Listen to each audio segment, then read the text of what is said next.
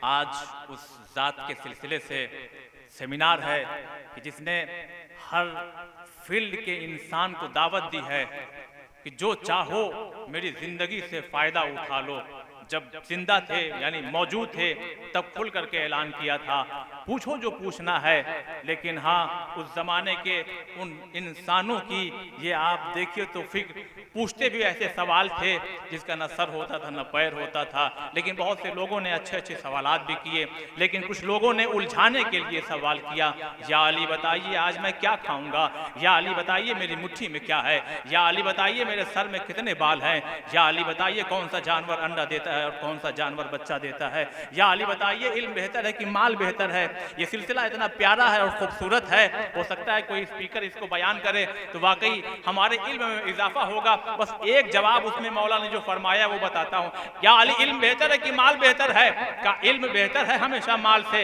इसलिए कि का क्यों? का इसलिए कि माल की तुम्हें हिफाजत करनी पड़ती है और जो इल्म जिसके अंदर होता है वो खुद उसकी हिफाजत करता है। अब आप देख लीजिए, मैं आपको एक छोटी सी मिसाल और इंशाअल्लाह अगले स्पीकर को आपके हवाले कर देता हूं। चले जाइए इराक, और इराक में जाने के बाद हजारों और लाखों करोड़ों वहां पे इंसान बसते हैं, लेकिन एक ऐसा इंसान है कि जिससे मुलाकात करने के लिए आपको कई सिक्योरिटी सिस्टम से गुजरना होगा। क्यों? वो भी तो आपकी तरह इंसान है, वो भी तो हमारी तरह इंसान है। कौन? आयतुल्लाह सिस्तानी साहब, खुदा उन्हें सलामत रखे। लेकिन एक मुलाकात के लिए आप यहाँ भी चेक किए जाएंगे, आप वहां भी चेक किए जाएंगे। का इंसान है मगर उनके इल्म, जो सीने के अंदर इल्म है, वो उनकी किस तरह से हिफाजत कर रहा है। लोगों ने पूछा, या अली इल्म बेहतर है कि माल? इमाम ने कहा इल्म बेहतर है, माल की तुम्हें हिफाजत करनी पड़ेगी, इल्म खुद साहिब इल्म की हिफाजत करता है। मैं अली जनाब मोहतरम धर्मवीर बग्गा साहब, जो कि अम्बेडकर नगर से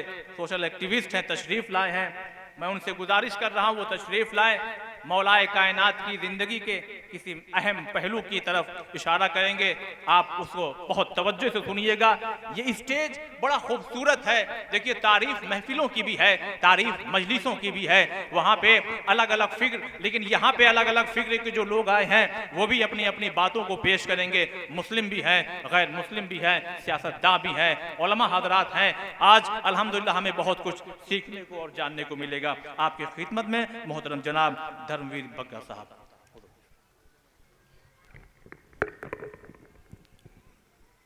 अली इल्म का पहला दरवाज़ा और हम कहाँ, जिसका मालिक, जिसका रब दुनिया की यूनिवर्सिटी का, दुनिया की एकेडमी का मालिक हो, और हम आज कहाँ हैं। आज इस कार्यक्रम को गदरी युवा फाउंडेशन वाले मेरे भाई लोग जो इतना खूबसूरत मंच सजाए हैं, यहाँ उपस्थित मेरे बड़े मौलाना साहब लोग, रिजवी साहब, अब्बास साहब, बहुत ही सुल्तानपुर का नाम पूरी दुनिया में रोशन करने वाले, हम लोग का सीना भी चौड़ा करते हैं, भाई संजय सिंह जी। आज जो ये महफिल जमी है अली के नाम पर, ये सच है, मैं सिख पंथ से आता हूँ, आपके सामने खड़ा हूँ, गुरु नानक देव जी महाराज का शिष्य हूँ, जिनका एक शिष्य हिंदू और एक दूसरा मुसलमान था। सिख साझी वालिता का प्रतीक है, वो हिंदू हो या मुस्लिम हो या सिख हो या ईसाई हो, इसका काम ही है सेवा करना और सेवा की तरफ ले जाना। मैं आपको 2-3 वाक्यों से जोड़ता हूँ। जब मैंने इमाम हुसैन और अली को पढ़ा, जब मैंने कुरान शरीफ को पढ़ा, दोस्तों मैं बहुत बढ़िया स्पीच तो नहीं दे पाता क्योंकि मैं सोशल वर्कर हूँ। मुझे ईश्वर ने, अल्लाह ने सेवा का काम सौंप रखा है। उसने 1000 बेटियों का कन्यादान की सेवा हमसे ली है, और गरीब बेटियों का जो कन्यादान होता है उसमें वो हमसे बढ़ चढ़ के हिस्सा दिलाता है। जिसने कई जिलों की लावारिस लाशें, या अभी कोरोना से जो लाशों की डेथ हुई, जो लोग डेथ किए, जिनकी लाशें कोई नहीं हाथ लगा रहा था, उनके अंतिम संस्कार की सेवा लेता है और लंगर की सेवा लेता है। मैं आपको जहां तक मैंने पढ़ा, इमाम हुसैन साहब के बारे में, हजरत अली के बारे में, एक बार एक जंग हो रही थी। गुरु गोविंद सिंह जी महाराज हमारे 10वें गुरु जंग में थे। हमारे इतिहास में एक भाई कन्हैया जी हुआ करते हैं। गुरु गोविंद सिंह जी महाराज ने भाई कन्हैया जी को एक सेवा सौंप रखी थी कि तुम्हारा काम है मरहम पट्टी करना। जंग बहुत जबरदस्त चल रही थी, औरंगजेब से जंग हो रही थी। शाम को जंग बंद हो जाती थी, सुबह शुरू हो जाती थी। जंग का एक सिस्टम था। 3-4 दिन जंग चली, जंग खत्म नहीं हो रही थी। बहुत सारे सैनिक शाम के टाइम गुरु गोविंद सिंह जी महाराज के पास आए और उन्होंने शिकायत की कि महाराज, भाई कन्हैया जी बहुत गलत काम करते हैं। हम जिनको घायल करते हैं उनको ये पानी पिला देते हैं, उनकी मरहम पट्टी कर देते हैं, उनका इलाज कर देते हैं, वो सुबह फिर हमसे जंग लड़ने के लिए खड़े हो जाते हैं। कई लोगों ने जब शिकायत की तो महाराज ने भाई कन्हैया जी को बुलाया और उनसे कहा, भाई कन्हैया जी, आपकी बड़ी शिकायत आ रही है। आप इस तरह का काम करते हैं, जो घायल होते हैं दुश्मन फौज के सैनिक, उनको आप पानी पिलाते हैं, मरहम पट्टी करते हैं। उन्होंने बड़े प्यार से कहा, महाराज, मुझे आपने सेवा सौंपी थी पानी पिलाने की और मरहम पट्टी करने की। आपने मुझे ये नहीं कहा था कि दोस्त को पिलाना है या दुश्मन को पिलाना है। मेरी निगाह में वो सारे एक नजर आते हैं। मैं तो सिर्फ ये जानता हूं कि गुरु का हुक्म है पानी पिलाना और मरहम पट्टी करना। मैं नहीं जानता था तब तक, पर जब मैंने इमाम हुसैन को पढ़ा तो मुझे महसूस हुआ, नहीं, शायद ये रिवायत हमारी दुनिया की यहां से नहीं थी। ये रिवायत इमाम हुसैन के समय से थी, अली की समय से थी, कि जब उनको शहीद करने के लिए लोग आ रहे थे और वो आ गए। उनकी सेना बहुत बड़ी थी, हमारी सेना बहुत छोटी थी। यजीद ने भेजा था कि जाओ उनको रोको, और जब वहां पहुंचे तो उनके सारे लोग बहुत प्यासे थे, उनके जानवर प्यासे थे, उनके सैनिक प्यासे थे। तो उन्होंने हुक्म दिया, नहीं, पहले इन्हें पानी पिलाओ, दूध पिलाओ, शरबत पिलाओ, फिर जंग होगी। और ऐसा भी हुआ कि वो सेनापति ही ले आया ईमान। दोस्तों, अगर हम अपने इतिहास को अच्छे से पढ़ें, अपने ग्रंथ को अच्छे से पढ़ें, तो शायद ये प्रॉब्लम ही खत्म हो जाए। मैं एक वाकया अपने पे आपको बताता हूं।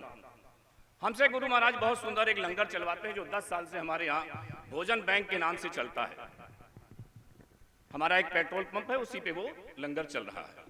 एक दिन का वाकया है कि पेट्रोल पंप की नाजिल पे एक मोबाइल रखा था, जो नाजिल मैन चलाते हैं। लंगर एक बंदे ने भोजन किया और लौटा और वहां से मोबाइल लेकर के वो चला गया। अब जिसका मोबाइल था, जिस लड़के का, वो बहुत गुस्से में आया। हमारे जो गनर और वहां पर स्टाफ है वो भी बहुत गुस्से में आए। वो बेचारा ये जानता नहीं था कि यहाँ कैमरे लगे हुए हैं, यहाँ पर कैमरे लगे हुए हैं। और शाम को या सुबह उसने भोजन करने आना था, लंगर पे ही वो लोग भोजन करते थे।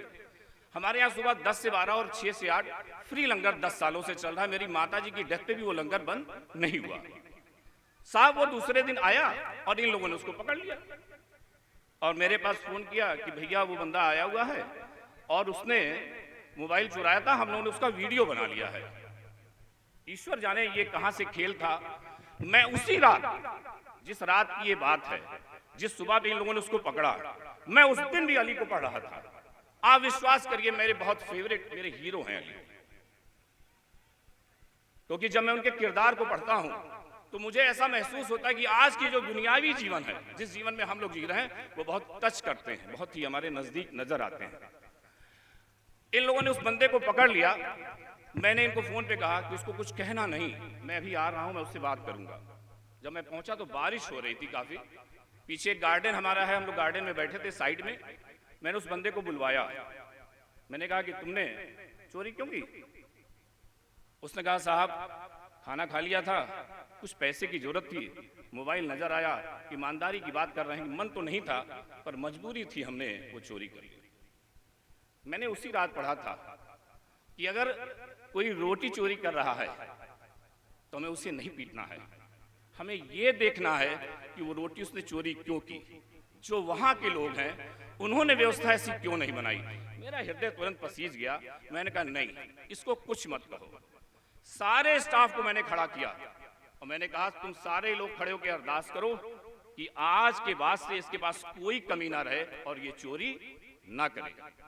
मैं ये जानता हूं अगर हम कुरान शरीफ को अच्छी तरीके से पढ़ें, हम इमाम हुसैन को अच्छी तरीके से पढ़ें, हम अली को अच्छी तरीके से पढ़ें, तो शायद जन्नत में जाने से हमें कोई रोक नहीं पाएगा। अगर हम अली को मानने वाले हो जाएं तो वे पूरी दुनिया पे राज करेंगे। इल्म एक ऐसी चीज है जो सब पे राज करवाता है। मेरे दोस्तों, मैं ज्यादा टाइम आपसे नहीं लूंगा, मैं आपसे सिर्फ एक बात कहूंगा। मैं आज्ञा चाहता हूं अपने मौलाना साहब से इस बात को कहने के लिए। मैं गुरु ग्रंथ साहब जी महाराज को मानने वाला हूं। मेरे पीछे मेरे दो भाई भी खड़े हैं, सिख हैं, मुझे लगता है शायद ये बिहार से या पटना से आए होंगे। ये गुरु गोविंद सिंह जी महाराज की जन्मस्थली से हैं। हम गुरु ग्रंथ साहब जी महाराज को मानने वाले हैं।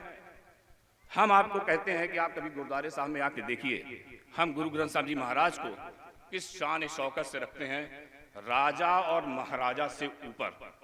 मैं आप सबसे एक छोटा निवेदन करूंगा, आप सबका मेरा व्यक्तिगत रूप से एहसान होगा, जहां हम अपनी पवित्र कुरान शरीफ रखते हैं वो हमारे घर का सबसे सुंदर स्थान होना चाहिए, सबसे सुंदर कपड़ा होना चाहिए, सबसे सुंदर परफ्यूम होनी चाहिए, सबसे सुंदर अगरबत्ती होनी चाहिए और हमेशा हमको पाक साफ होकर के ही उसे हाथ लगाना है। मैं अपनी बात को विराम करता हूं। हिंदुस्तान जिंदाबाद। जय हिंद।